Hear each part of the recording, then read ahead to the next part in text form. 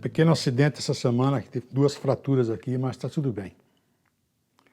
Essa semana eu ouvi alguém dizer que a nossa vida é uma consequência direta do conhecimento que temos de Deus.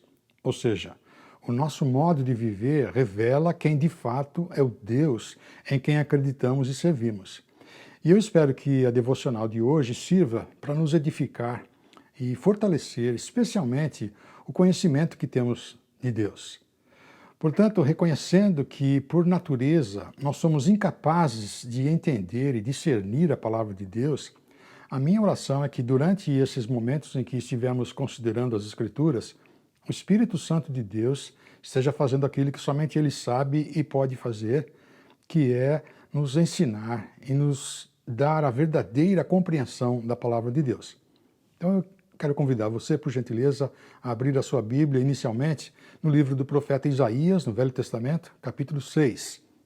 Vamos considerar a respeito da santidade de Deus, observando alguns cenários bíblicos que apresentam uma descrição do trono de Deus. A meu ver, a cena ou a figura mais extraordinária que as Escrituras usam para nos falar da santidade de Deus é a figura de um rei entronizado. Um rei que está assentado no seu trono. E o fato de vivermos numa era e num país que não adota a monarquia como sistema de governo, isto é, nós não somos governados por um rei, não é? Pode dificultar bastante a nossa compreensão do significado de certas verdades das Escrituras que são fundamentais a respeito de Deus. O único que é legitimamente rei do universo. Ser rei de um país ou de uma nação não é apenas sinônimo de autoridade, mas é também sinônimo de status social, de um modo de viver que desfruta de privilégios que nenhuma outra pessoa daquele país ou nação tem o direito ou sequer a oportunidade de desfrutar. Ou seja, um rei ou uma rainha, propriamente dito, é uma pessoa que está singularmente acima de todas as demais pessoas. É alguém totalmente distinto das demais pessoas que fazem parte do seu reinado. O rei é a pessoa que detém o poder soberano, que exerce poder absoluto sobre tudo e todos que vivem na região que pertence ao seu reino. É nesse sentido que as Escrituras, então, descrevem Deus como sendo não apenas rei, mas rei dos reis, o Senhor dos senhores. Deus é um ser totalmente distinto, totalmente separado de tudo o que existe. E o termo bíblico que é normalmente usado para se referir a essa completa distinção de Deus é o termo santo. Deus é santo no sentido mais completo e perfeito da palavra. Ao dizer que Deus é santo, as Escrituras se referem a tudo o que denota a incomparável distinção que existe entre Deus e toda a sua criação. Portanto, toda vez que as Escrituras falam sobre a santidade de Deus, elas estão dizendo que Deus, de modo nenhum, é igual a nós. É por isso que podemos dizer Deus é espetacular, incrível, fantástico, indescritível, insondável, incomparável, onisciente, onipresente, onipotente. E que Ele transcende a tudo que podemos imaginar e compreender.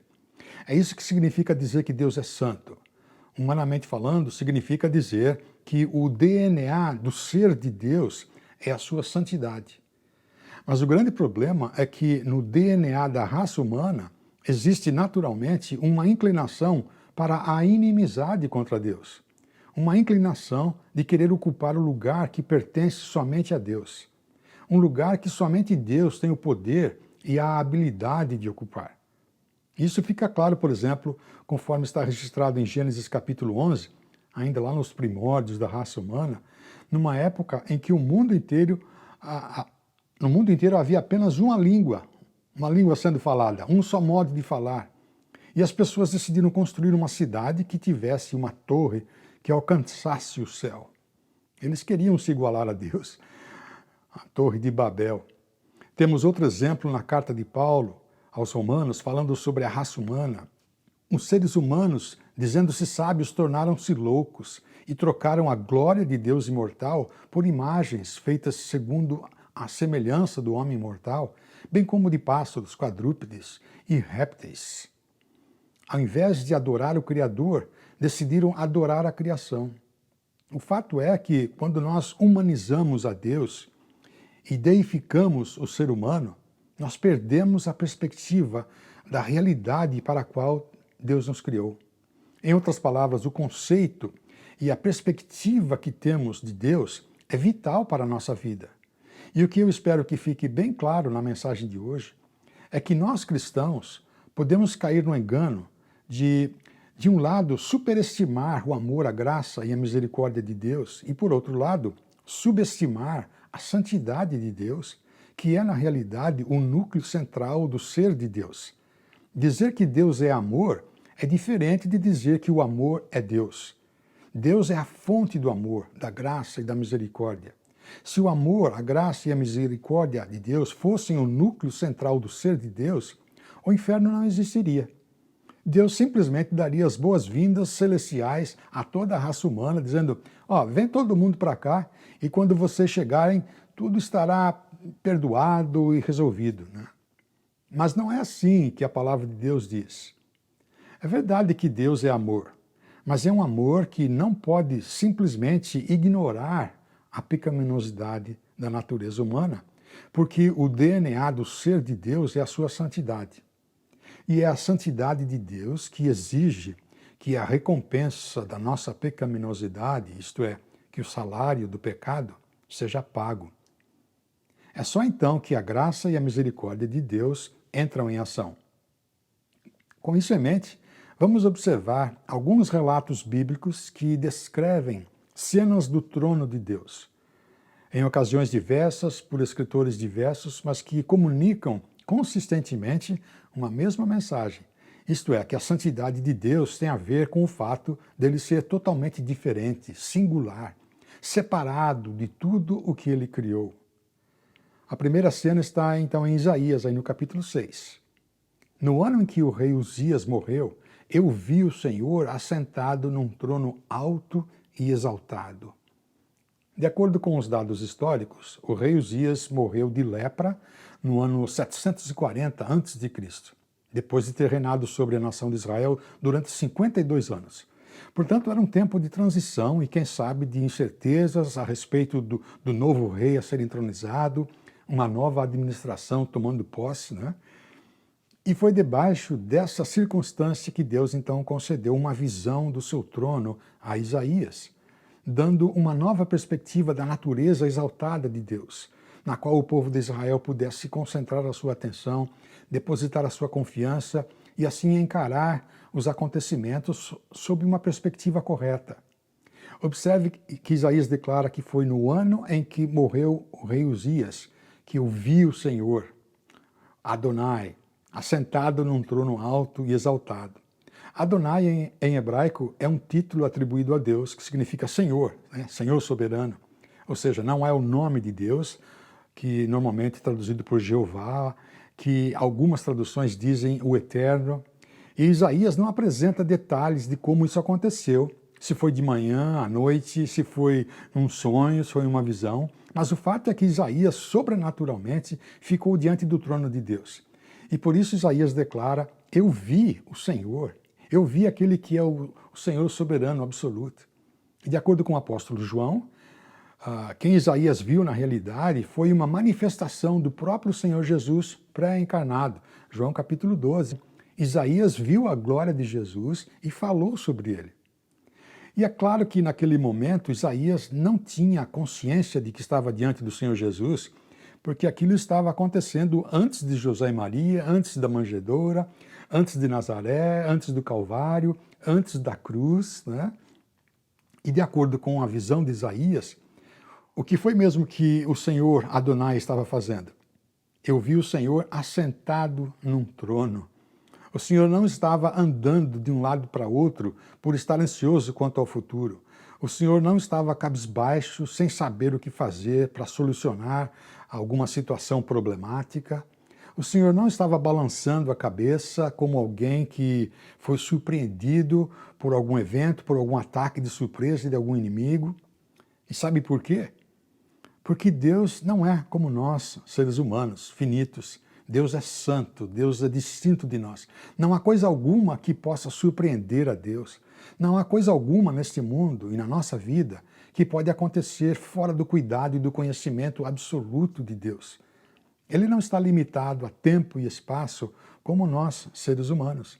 Ele sabe todas as coisas, do princípio ao fim. Ele é o Deus único, que tem toda a criação sob seu controle. É simplesmente impossível que Deus se sinta pressionado ou estressado com o que quer que seja, porque Deus é santo. Ele é totalmente único, totalmente distinto, totalmente separado de nós, separado da sua criação. Isaías também diz que viu o Senhor assentado num trono alto e exaltado. Obviamente, Isaías não estava se referindo ao tipo de construção onde o trono estava localizado. Ele estava se referindo à maneira como o trono está posicionado, ou estava posicionado no templo, isto é, de tal forma que o colocava em destaque, acima de tudo mais, fazendo com que ele ficasse visível a todos que se encontravam à sua volta. E a seguir, Isaías diz, e a cauda do seu manto enchia o templo. Algo que fazia parte da vestimenta real naqueles tempos, nos tempos antigos, era um manto feito de pele de animais com uma longa cauda que servia para simbolizar a glória e o esplendor do rei. Ainda nos dias de hoje, é bem provável que o vestido de noiva de uma de vocês, esposas que estão me ouvindo, tinha algum tipo de cauda, não é mesmo?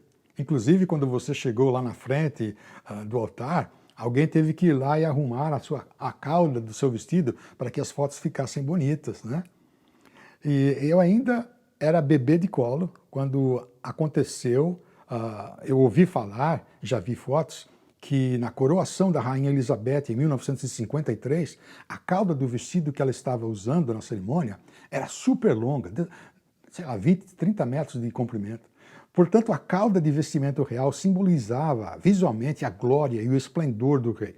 Quanto mais longa, mais era a sua glória e esplendor. Mas de acordo com a visão de Isaías, como é que a glória e esplendor de Deus estavam sendo demonstradas? Final do versículo 1. E a cauda do seu manto enchia o templo. Eu imagino que a cauda deve ter então ido e voltado muitas vezes até cobrir todo o espaço do templo para simbolizar a glória e o esplendor incomparável de Deus. Não é por mera coincidência que repetidamente nós encontramos os escritores bíblicos declarando a incomparável singularidade de Deus. Observe alguns exemplos. Êxodo 15, 11. Quem entre os deuses é semelhante a ti, Senhor? Quem é semelhante a ti? Majestoso em santidade, terrível em feitos gloriosos, autor de maravilhas. No Salmo 71, 19.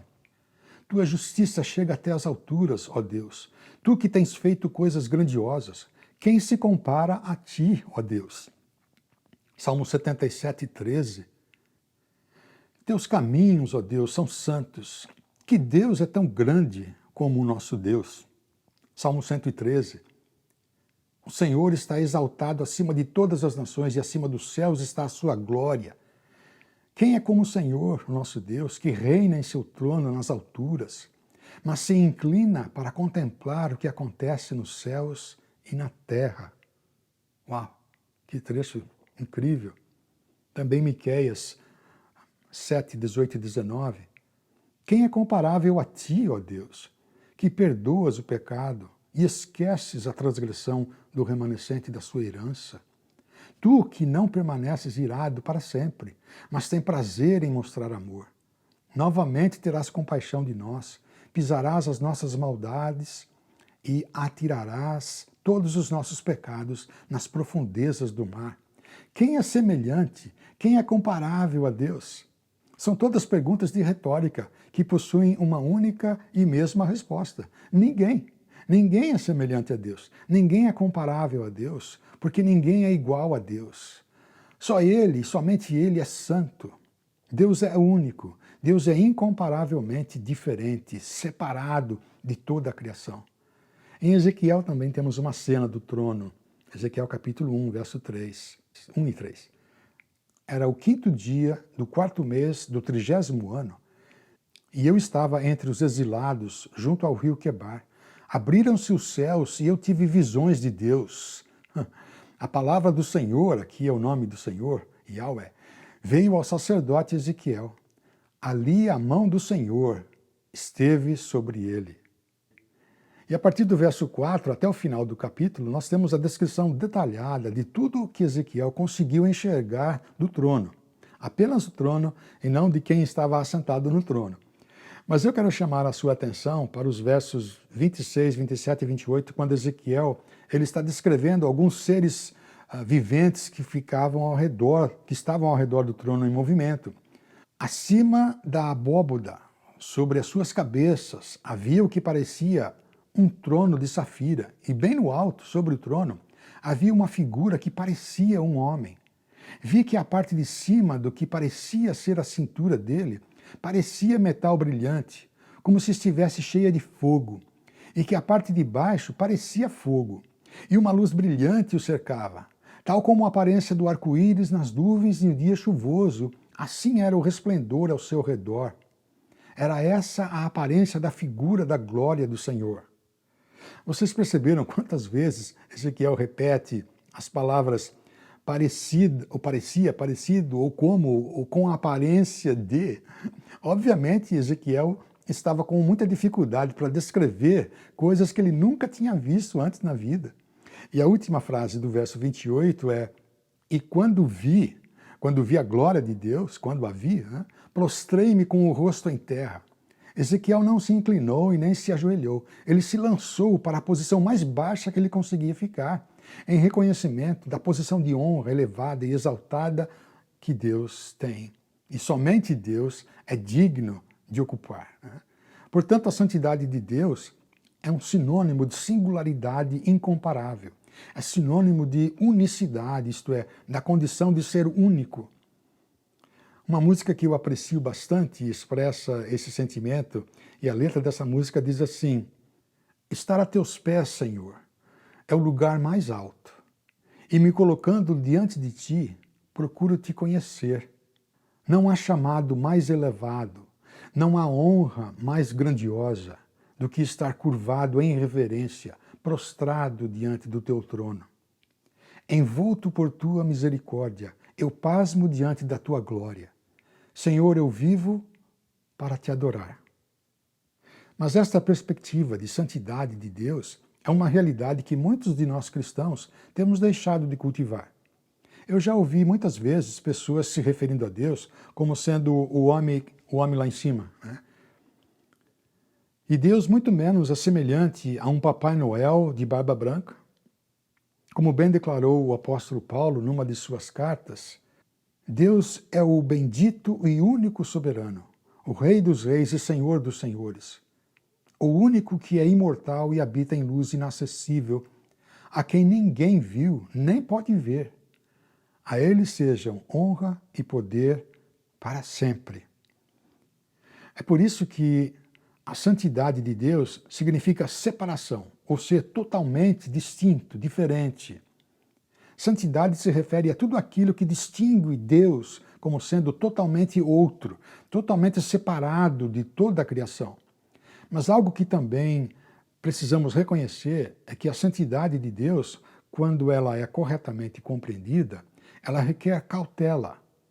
Nós podemos perceber isso na descrição feita por Isaías dos seres angelicais, os serafins que estavam presentes na sua visão de Deus entronizado, versículo 2 e 3 do capítulo 6 de Isaías. Acima dele estavam serafins, cada um deles tinha 6 asas, com 2 cobriam o rosto, com 2 cobriam os pés e com 2 voavam. Proclamavam uns aos outros: Santo, Santo, Santo é o Senhor dos Exércitos, a terra inteira está cheia da sua glória.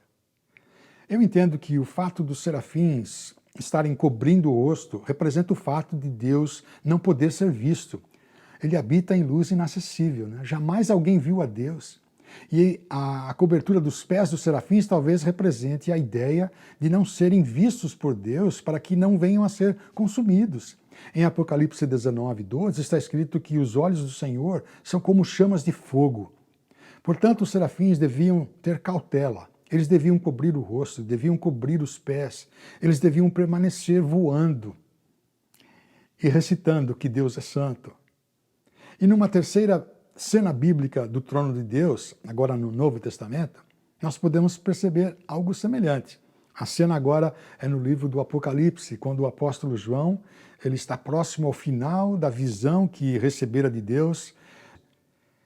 Depois vi um grande trono branco e aquele que nele estava assentado. A terra e o céu fugiram da sua presença e não se encontrou lugar para eles. O grande trono branco, na realidade, o termo branco não se refere literalmente à cor branca, mas tem a ver com claridade. É o mesmo termo usado no relato da transformação ou transfiguração do Senhor Jesus diante de seus discípulos mais chegados, Pedro, Tiago e João. De acordo com o registro de Mateus capítulo 17, Jesus levou os seus discípulos em particular a um monte. Ali ele foi transfigurado diante deles. A sua face brilhou como o sol e suas roupas se tornaram brancas como a luz. É a esse tipo de brancura que o apóstolo João estava se referindo ao descrever o grande trono de Deus, que fez com que a terra e o céu fugissem da sua presença. Em outras palavras, é por causa da santidade de Deus que o nosso mundo pecaminoso será destruído. O apóstolo Pedro, na sua segunda carta, ele escreveu que o Senhor não demora em cumprir a sua promessa, como julgam alguns. O dia do Senhor virá como ladrão.